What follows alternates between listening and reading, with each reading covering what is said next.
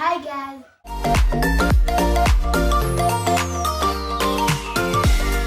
Today I wanted you to understand really what is child abuse, its form, and how to prevent child abuse.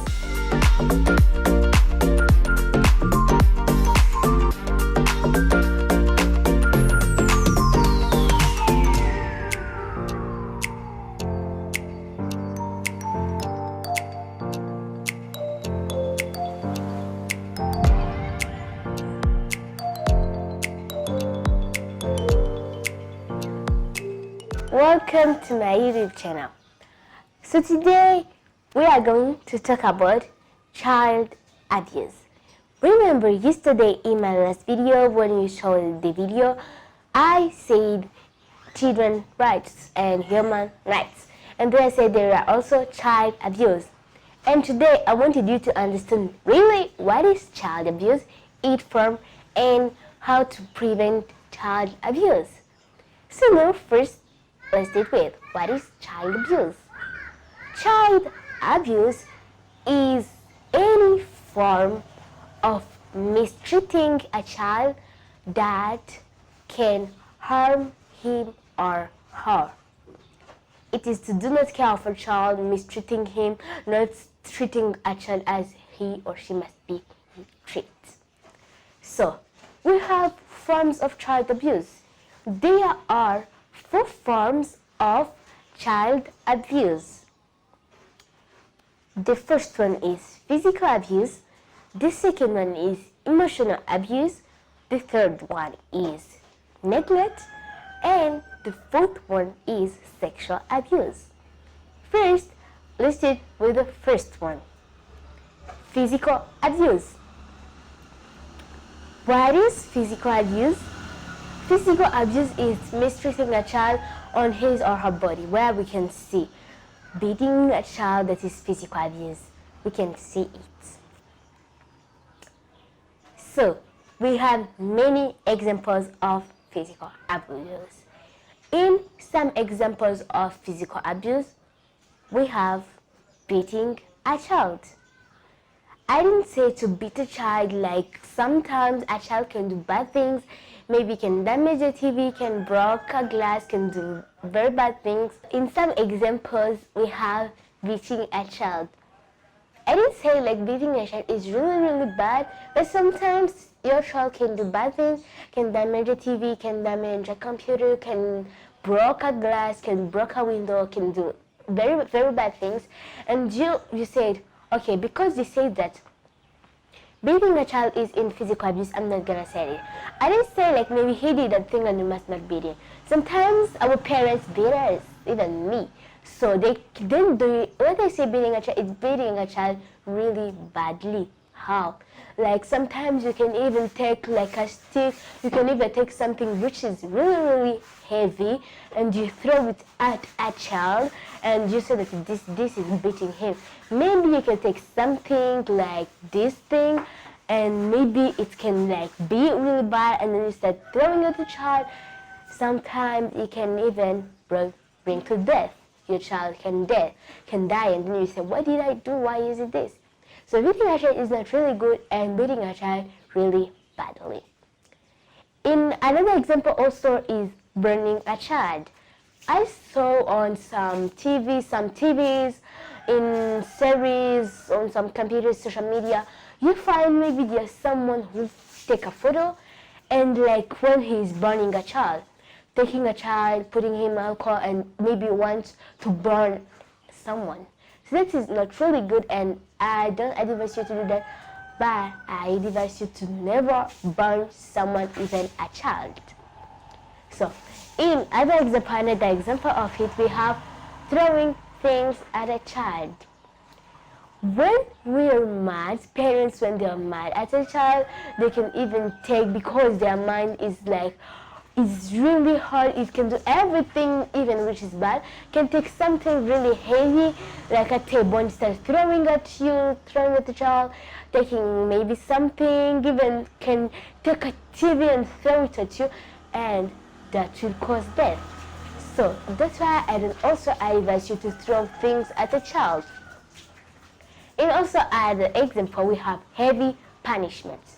Heavy punishment are those punishment that a child cannot support and cannot really arrive to it, and are those which cannot be good at a child for a child. So maybe let's take an example. You were somewhere at work, at church, and you're back from home. Maybe you let your child at home with a house girl or someone there, and you find he damaged or he broke something you liked, and you're gonna say, let me let you. Me and our house girl, we are going to go somewhere. You are going to stay here at home, and you must clean the house. And that child maybe is 4 years old or 5 years old, and those guys are really so young. That is a really heavy punishment. And you know, when child cry because they will be really scared that someone can come and take them, they're really scared, and he or she will start crying, and when he cries, well, there is no one who can stop him or her, will bring to death. So I would say that punishments are not good, but we must punish our child, of course.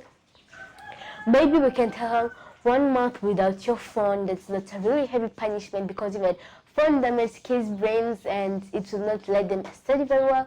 Maybe they can say 1 month without TV. That's really fine. That's not really heavy punishment.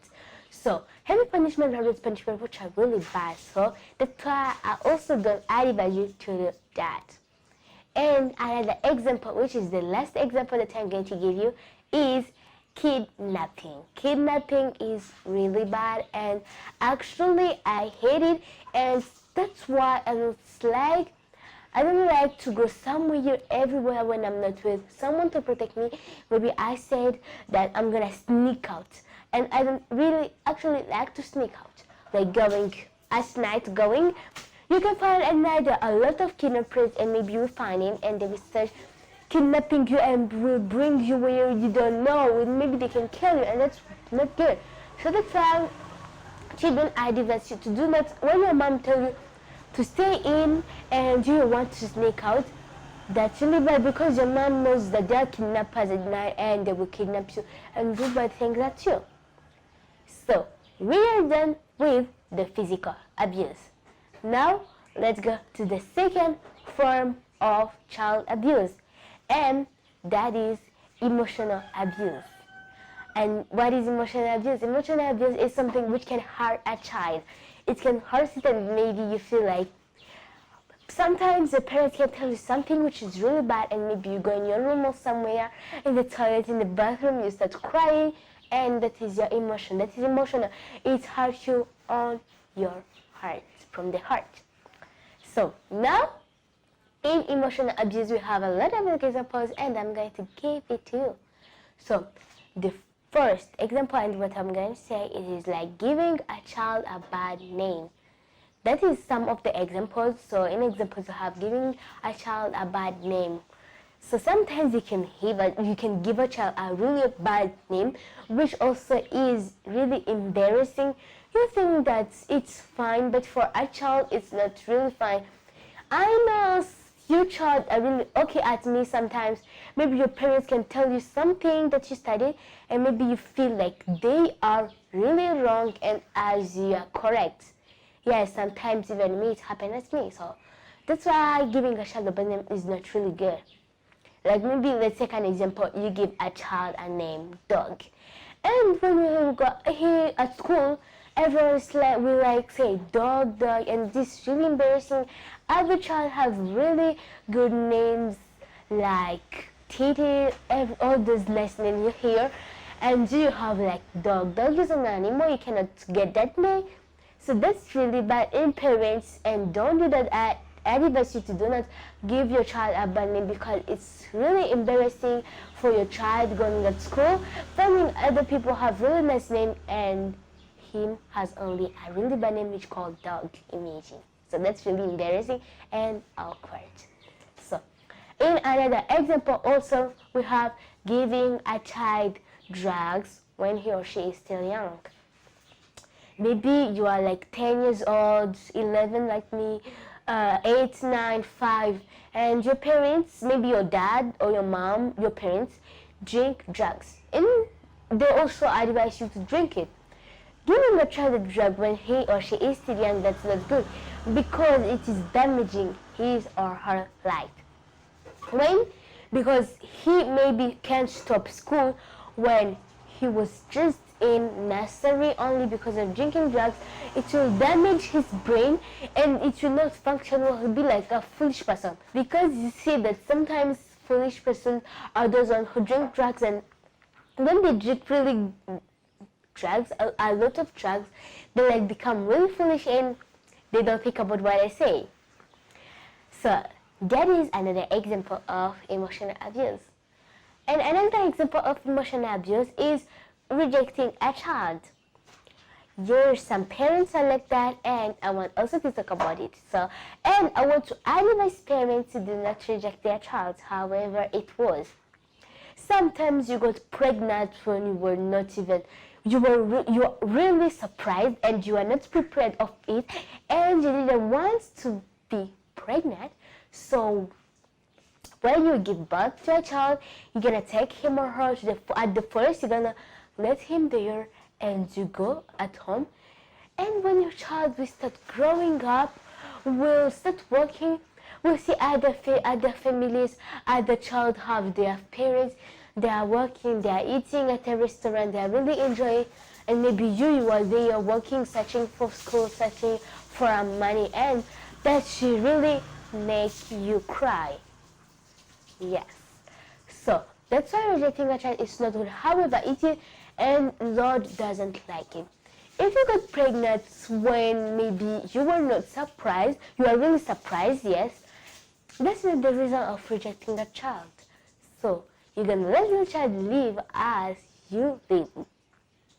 So another example of emotional abuse, and which is the last example of emotional abuse, is using bad language.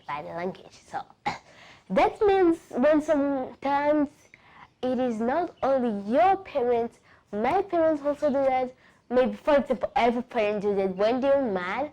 And you see when at home you have your own language, maybe you can speak English, French, English again, or other language, Spanish, and so on. So maybe that's your language, you speak with the house girl. Where you were born in your country, maybe their language is Spanish, or their language is Kinyarwanda, their language is English or French. So yeah. So when parents are mad and maybe at home you used to speak another language, which is not developed so much in your country, which is not your country language, your national anthem language. So your parents, when they are mad, use those language. Maybe let's take an example here in Rwanda. When my parents are mad at me or are mad at my siblings, they speak Kinyarwanda, of course, because they are mad. And in our national anthem, of course, it is in Kinyarwanda, so they must speak also in Kinyarwanda when they are mad. And in Kinyarwanda, they also use in other language, and don't say only Kinyarwanda, it can be Spanish, English, French, and so on. They can say bad word, they can start insulting you. And when they were finished like telling you, they will say, go in your room. And you will go in your room and start crying, saying, why was I born in this country, and why? You will start asking yourself a lot of questions about your family. Why was I born in this family? Why did Lord let me live this bad world? Why am I in this world? You're gonna start asking about things and even start wishing that you could not live, and that's really bad. So that's when we use bad words at a child. And when a child is still young, cannot think like a really adult person, this will be so bad, and a child will start even wishing to die. Yes, when you use bad language, start insulting someone, you feel like a child will go in your room and say, I wish I could die, for example. I wish I could not live in this world. I wish a lot of things. And maybe that was really good to live in this world. Maybe in his future, he could be a doctor, a president of a country, and so on. So that's not good to use bad language, because it will make children think a lot of things, and the things are really bad. Now let's go to the third form of child abuse, and which is neglect. Neglect is neglecting everything that a child does. For example, your child drew something and then you say, I don't know, what is this? What kind of artist are you? That is neglecting what the child did. So we have a lot of the examples, but not so long. So we're gonna tell only about 2 examples today. So the example in some of the example is not caring at a child. That's what I'm from saying. Neglecting everything a child does. Maybe he did something really bad, and then you say, okay, this is really bad, but I can punish him. He is independent. Let me let that pass. But you are neglecting the bad thing that a child did. You could say that this is not good, and that is not being responsible as a parent. So parents also must be responsible, and also child must be responsible. So not caring at a child, where I mean that maybe your child drew something, as I said, or maybe write a song, wrote a story, did another thing which is really nice that other parents will appreciate, and maybe he or she has that talent. And maybe you will say that what kind of artist you are, what kind of songwriter are you? What is this? I don't even want to see this in my life. That's what some parents say, kind of what some parents say. So that's what feel bad and will hurt a child. It's some emotional abuse. In another example, and this is the last example, is not respecting child's rights. So in the last video that I made, which is human rights and children rights. If you didn't see it, please go see it. So, not respecting children's rights in rights, their right to play, to eat, to live, to have a family, education, and so on. And if you don't respect that, this will be bad. Imagine if maybe you don't care about your child, that is neglect, and you don't respect children's rights, you don't give him right to live, you always want to kill her or him, you always want that your child do not be the best, you wish for your child bad thing, and that's not real good, that's not respecting children's rights. So I advise you to always respect human rights and children's rights. So we are done with neglect abuse. Now let's go to the fourth form of child abuse, and it is sexual abuse. Sexual abuse is something which really can harm a child and which will bring to pregnancy, the thing of pregnancy, and some of you know what happened. So now we have a lot of examples, and now we're going to talk about them. In examples of sexual abuse, we have early marriage.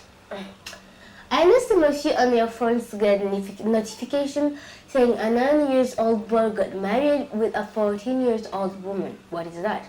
Early marriage, and maybe the child was in primary 5. He didn't finish his school, so he don't even know how to get money. How will he start managing his family, having a child at his age, and yeah, what is that? And that's really awkward and embarrassing and bad and weird. So another example that you have is raping a child. It's kind of somehow kidnapping a child and raping a child. Raping a child, it's really bad because that's sexual abuse, and they will do him bad things. And sometimes you watch those videos of raping a child, yeah, and that's not good. So people who used to do that sometimes, and if even you see that, you must report them, and yeah, that's really bad. And if you see a video saying that today I raped someone, you immediately call police or you report that he's it.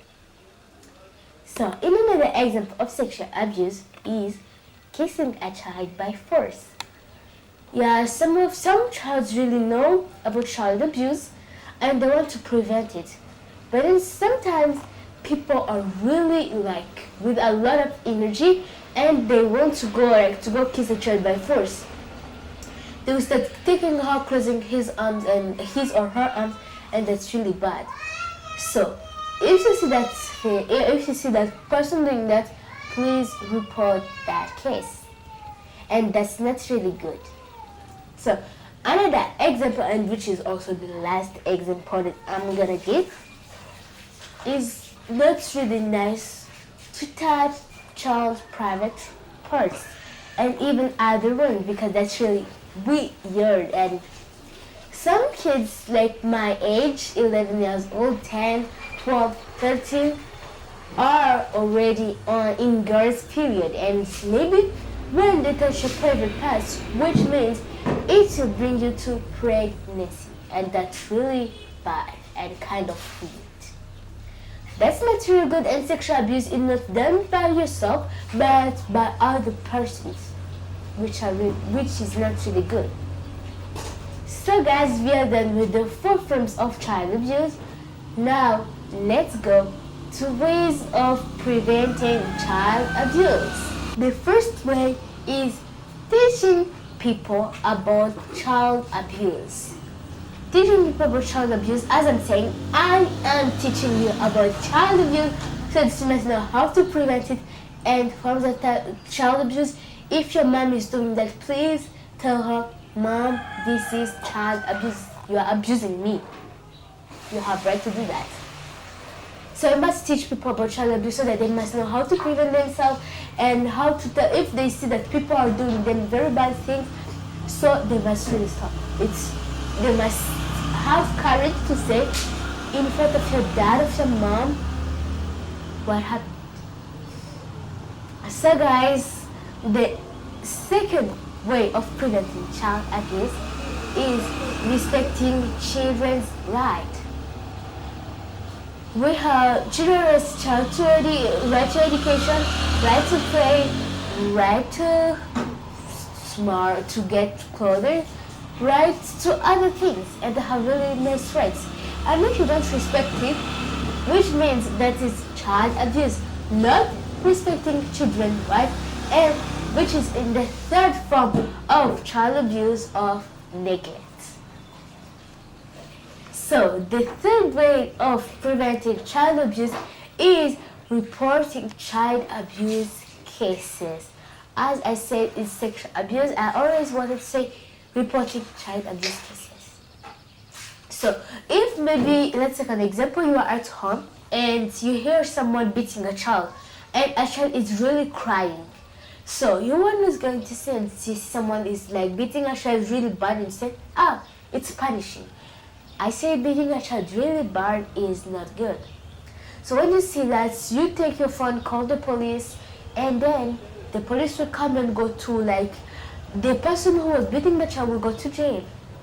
And there you are saving a child. So the fourth way of preventing child abuse is controlling what children are watching. Sometimes children are really independent and they want to watch whatever they want. Sometimes they can watch about sexual abuse things, about this not for children, it's about big people. And maybe they go on internet and they start going to search about it.